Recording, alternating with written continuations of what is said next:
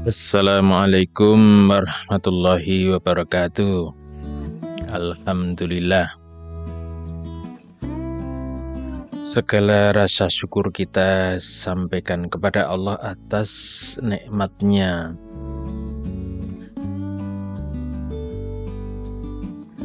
Ada satu bisikan, bisikan setan kepada manusia yang masuk di dalam dada manusia, membisikkan satu keraguan. Disebutkan dalam surat An-Nas, alladzi waswisu fi sudurin nas. Ada setan yang membisik-bisikkan di dalam dada manusia. Nah, bisikan itu bisa bisikan dalam artian meragukan terhadap kebenaran, terhadap petunjuk, atau yang kedua adalah dengan munculnya keraguan ketika kita sedang melakukan satu ibadah. Menarik sekali membahas tentang ragu ini ya, was-was atau ragu. Kebetulan istilahnya itu sama, was-was itu bahasa Indonesia ya artinya kurang lebih ragu-ragu. Tapi kata was-was dalam bahasa kita kan ada unsur rasa khawatir gitu ya, was-was ya. Nah, was-was sendiri berasal dari aslinya memang ya, was-was itu bahasa Arab ya, waswasa yuwaswisu wiswas. Mirip dengan zalzala zalzilu zilzalan. Nah, waswas yuwaswisu wiswasun. Nah, artinya adalah keraguan. Ada cerita kalau kita mau lihat di tafsirnya, mengawali kisah tentang rasa was-was ini, ada kisah ya dalam tafsir Al-Qurtubi. Jadi iblis itu punya anak namanya Khonas.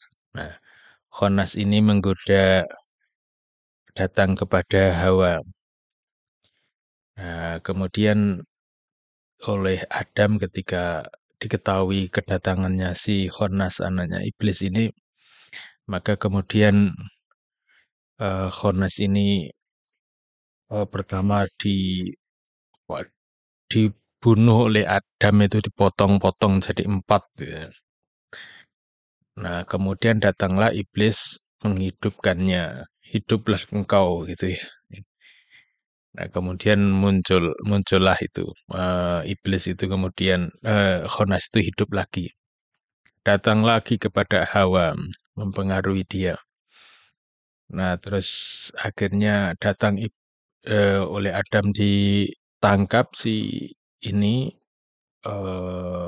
Khonas ini, kemudian dibakar.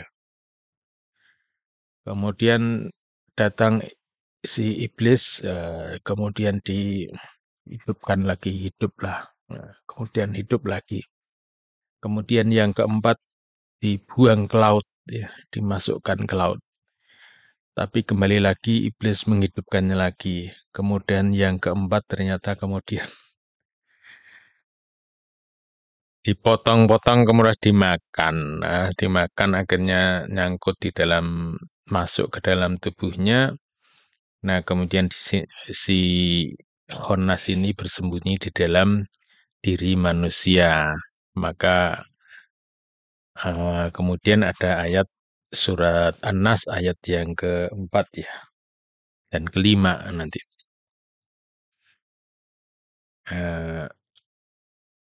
Kita diperintahkan untuk berlindung dari Khonas, yaitu setan yang bersembunyi dalam diri manusia. Nah, tentang riwayat ini memang kita agak sulit untuk ini ya. Ada di dalam sebagai sebuah ilmu, memang ini asar ini ada diriwayatkan dari Wahab bin Al-Munabih, Wahab bin Munabih. Nah, sehingga ya ini kisah ini bisa jadi kisah Israiliyat ya. Tapi kalau dari namanya Khonas itu memang seton dan dari sifatnya yang bersembunyi sehingga nama sekaligus juga menunjukkan sifatnya yang suka bersembunyi. Nah, seperti di dalam Al-Quran disebutkan fala uqsimu bil khunnas. Nah, maka aku bersumpah demi al-khunnas. Al-khunnas itu maknanya adalah bintang yang kemudian lenyap ketika terbit matahari ya.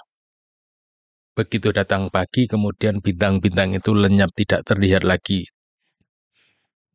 Nah, kemudian kalau al-khunnas artinya bersembunyi. Sehingga setan ini akan bersembunyi di dalam dada manusia. Kemudian ketika orang itu banyak berzikir ingat kepada Allah, maka setan ini akan mengecil dan ketika orang itu lalai, ya, lalai artinya jarang beribadah, kurang zikirnya, kurang ya hatinya ghaflah, ya, lalai, maka setan ini akan menguasai hati manusia. Nah, disitulah eh, sehingga kita diperintahkan oleh Allah Subhanahu wa taala untuk berlindung kepada Allah dari syaitan. Nah, dari syaitan yang disebut adalah di dalam surat ini sebagai Al-Khannas ya. Hmm. Nah, kalau was-was itu ya, kita lihat di dalam tafsirnya ya. Dalam tafsirnya itu ada disebutkan, misalnya apa yang dijelaskan oleh Ibnu Abbas ya, sebenarnya ini sebagai kesimpulannya. Ceritanya sebenarnya panjang ya. Tapi sebagai kesimpulan,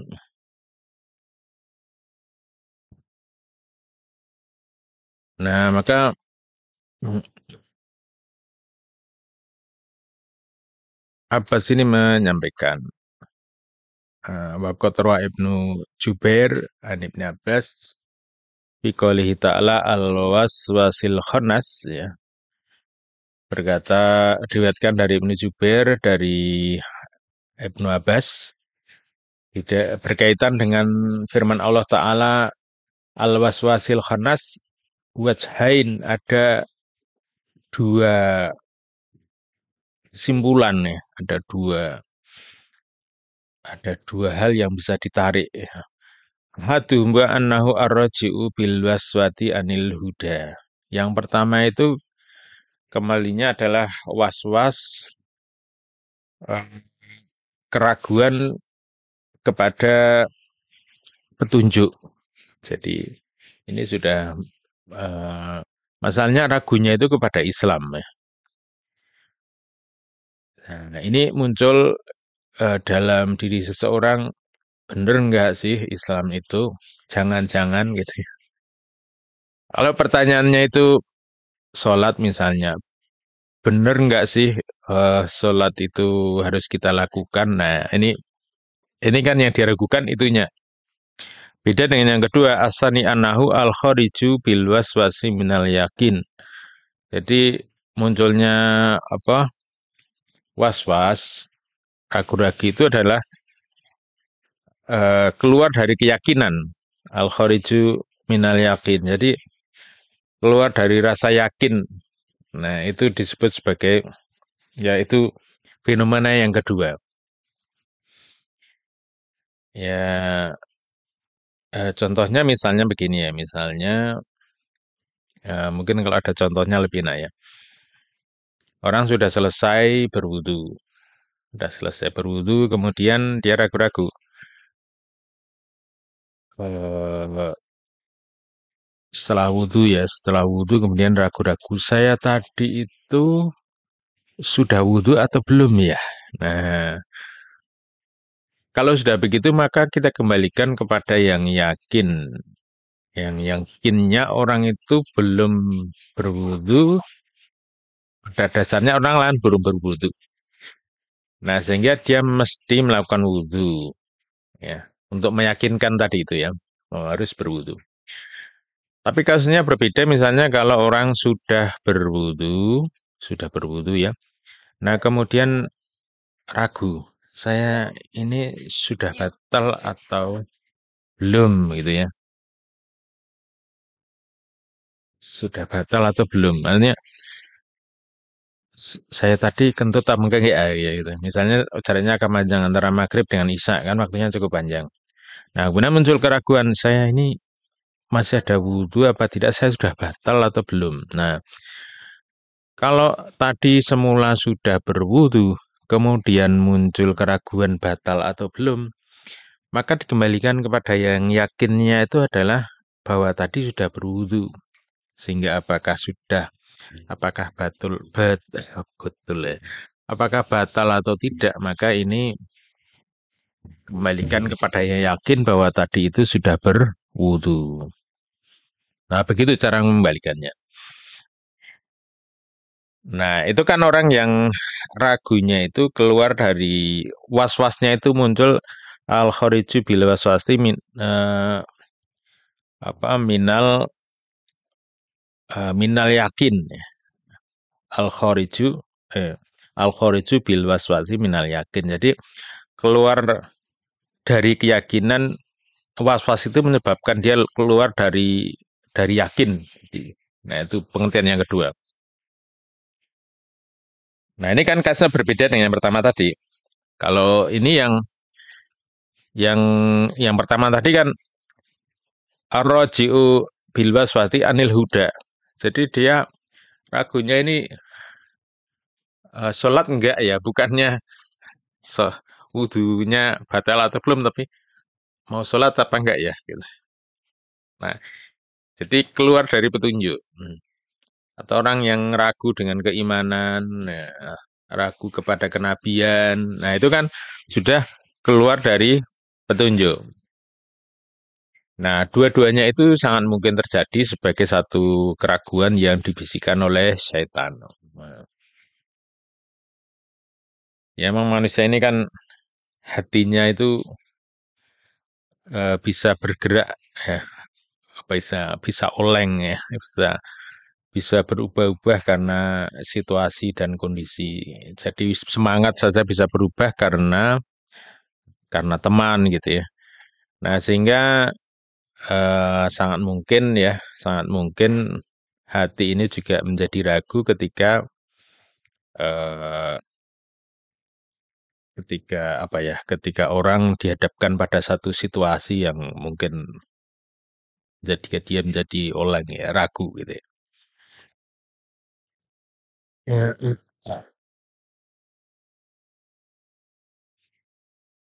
Nah, kemudian kalau cerita tadi itu ya, jadi orang itu bisa saja ragu dalam hitungan tadi tentang yang yakin tadi ya.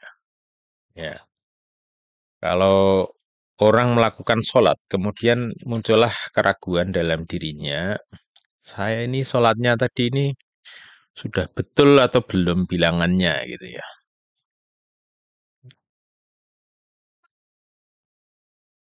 Ya, apakah sudah betul atau belum bilangannya? Maka kemudian eh, ada pernah terjadi di zaman Nabi ya. Ketika itu Nabi melakukan sholat. Nah, waktu itu adalah melakukan sholat duhur. Ya. Nah, maka Rasulullah itu lupa melakukan tahiyat awal. Ini saya eh, bacakan ya di Bulughul Maram ya. Bab tentang sujud sahwi dan sujud tilawah dan sujud syukur ya. Nah, An Abdillah ibni Buhainah radhiyallahu anhu qala Ana Nabi SAW bihim adzuhra faqama fi raqataini al-ulayain. Jadi bahwasanya Nabi SAW sedang melakukan sholat duhur. Nah, beliau berdiri melakukan 2 rakaat walam yajlis, tapi tidak melakukan tahiyat awal. Faqama an-nasu ma'ahu hatta idza qada as-shalah. Wantadhara an-nasa taslimahu kabbara wa huwa jalisun. Nah, sehingga orang-orang itu menyelesaikan sholatnya bersama dengan Nabi, ya mengikuti saja karena Rasulullah tidak tahiyat awal, ya diikuti saja sampai selesai. Wasajada sajada ini qabla ayyusallima summa sallama. Jadi kemudian Rasulullah sebelum salam itu sujud 2 kali. Jadi tahiyat akhir, kemudian sebelum salam itu sujud 2 kali. Nah, ini kaifiat pertama kalau orang itu lupa dalam melakukan tahiyat awal, ya. Nah, ini kemudian sebelum salam dia melakukan sujud sahwi 2 kali, ya. Sujud sahwi itu mesti 2 kali, ya. Nah, pertanyaannya kemudian kalau misalnya sudah terlanjur salam, nah terus kemudian zamannya mengingatkan, Pak tadi itu kurang itu, ya, kurang tahiyat awal. Nah, apa yang mesti dilakukan? Maka kemudian imam ini dalam posisi duduknya ini kemudian langsung takbir Allahu Akbar, sujud. Nah, kemudian duduk di antara 2 sujud, kemudian sujud lagi, yang kedua, kemudian duduk dalam posisi tahiyat akhir, kemudian membaca tahiyat sampai selesai, kemudian salam. Nah, ini kalau sudah lewat, ya, jadi sudah terlanjur, sudah selesai, sudah salam, karena sudah salam kan sudah selesai. Nah, maka kemudian disusul dengan sujud sahwi, tapi kaifiatnya seperti itu. Sujud 2 kali, kemudian duduk tahiyat, membaca tahiyat sampai selesai, kemudian salam. Nah, sekarang kalau misalnya sholat zuhur mestinya 4, ternyata baru dapat 2 sudah salam, nah, gitu, ya. Baru dapat 2 udah salam, dikiranya sudah selesai. Ya. Nah, kalau terjadi seperti itu, maka kemudian di hadis yang berikutnya, yang kedua, maka Rasulullah Shallallahu Alaihi Wasallam pernah melakukan seperti itu. Jadi ada riwayat itu menyampaikan pada waktu sholat Isya. Di riwayat yang lain menyatakan ketika Rasulullah sedang melakukan sholat Asar. Jadi baru dapat 2 rakaat, langsung kemudian salam, kemudian Rasulullah keluar dari masjid, ya. Dan ketika itu orang-orang berbondong-bondong keluar menanyakan kepada Rasulullah, faqalu aqasuratis shalah, apakah sholat ini diringkas, gitu, ya. Apakah sholat ini diringkas? Warajulun yad'uhu an-nabi SAW dzal yadain. Nah, jadi ini seorang itu menanyakan kepada Rasulullah, faqala ya Rasulullah anasita am qasuratis shalah. Ya Rasulullah, apakah engkau lupa atau sholatnya memang diringkas? Faqala maka Rasul mengatakan lam ansa walam tuksar. Aku tidak lupa dan sholat ini juga tidak diringkas. Jadi intinya, ya memang sholatnya harusnya 4, tapi baru dikerjakan Rasulullah itu 2. Fasola rok'ataini summa salama summa kabaru fasajada misra sujudihi au atwala summa rafa'a rasa'a fakabbaru. Nah, kemudian Rasulullah itu sholat 2 rakaat, summa salam, summa kabaru, kemudian salam, summa kabaru, kemudian bertakbir, sebagaimana misla sujudi, kemudian beliau bersujud, atau seperti sujud yang tadi, ya, yang waktu sholat yang 2 rakaat tadi itu panjangnya, atau lebih panjang. kemudian duduk, kemudian sujud lagi, yang panjangnya ya sekitar itu ketika durasinya hampir sama dengan tadi itu ketika sujud. Nah, itu tadi di dalam sholat. Nah, kemudian duduk, nah kemudian melakukan salam ya. Jadi itu kaifiat kalau lupanya itu memang lupa udah selesai, tapi kurang. Harusnya 4, baru dilakukan 2, nah kemudian baru ingat atau diingatkan orang. Nah, kemudian langsung menambah yang 2 rakaat itu. Nah, sebelum melakukan salam, maka itu sujud sahwi terlebih dahulu 2 rakaat. Ya, kalau ini tadi memang di hadisnya itu sampai 2 rakaat kemudian salam, baru kemudian sujud 2 kali ya. Tapi dua-duanya itu betul ya. Dua-duanya bisa. Jadi kalau misalnya eh, kita ingat kita ingat betul, jadi 2 rakaat tadi, 2 rakaat selesai sampai tahiyat. Nah, sujud dulu, sujud satu 2 kali, baru kemudian salam. Atau yang kedua, sudah sampai ke salam, kemudian takbir, langsung sujud, kemudian duduk 2 dari sujud, kemudian sujud lagi, kemudian duduk tahiyat. Nah, baca tahiyat sampai selesai, kemudian salam. Nah, begitu. Nah, sekarang masalahnya yang berapa ini ya? Keempat apa ya? Nah, kalau misalnya sholatnya harusnya zuhur 4, tapi ternyata 5. Nah, ini 5, Masya Allah ini. 5. Jadi, gimana nguranginya? Kan nggak bisa ya. Sudah terlanjur 5. Dan ini termasuk ketika kita berjamaah ya. Kemudian makmum sudah mengingatkan, subhanallah gitu, sudah rekat yang kelima.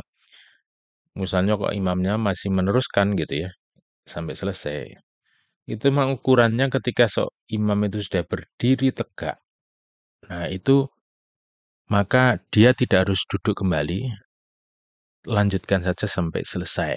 Nah, makmum juga tinggal mengikuti saja sampai selesai. Nah, nanti salam, sebelum salam itu sujud 2 kali. Tapi kalau kasusnya itu adalah diingatkan kemudian diingatkannya itu setelah salam, nah beda lagi. Setelah salam, nah, baru diingatkan. Tadi sholat duhurnya kok 5 rakaat. Nah, maka kemudian langsung takbir Allah Akbar, kemudian sujud 2 kali, duduk posisi tahiyat, baca tahiyat, dan kemudian salam. Nah, itulah kaifiat sujud sahwi. Nah, ini kan rasa was-was yang muncul dalam diri kita, ragu, jadi jumlah rekatnya itu berapa. Nah, ini mungkin saja terjadi dalam ibadah kita, sehingga ada cara-caranya bagaimana kita kembali kepada yakin, termasuk mengembalikan yakinnya kepada hitungan yang tepat tadi. Ya, demikian kiranya kita bisa menjaga diri kita berlindung kepada Allah dari keraguan-keraguan yang bisa mengganggu kekhusyuan ibadah kita. Karena kalau khusyuknya itu kalau keraguan itu muncul dalam wudhu kita, dalam sholat kita, kan ini akan mempengaruhi sekali kepada kekhusyuan ya. Nah, padahal kita berharap tentu saja ibadah kita bisa kita jaga agar selalu bisa khusyuk. Nah, demikian semoga bermanfaat. Assalamualaikum warahmatullahi wabarakatuh.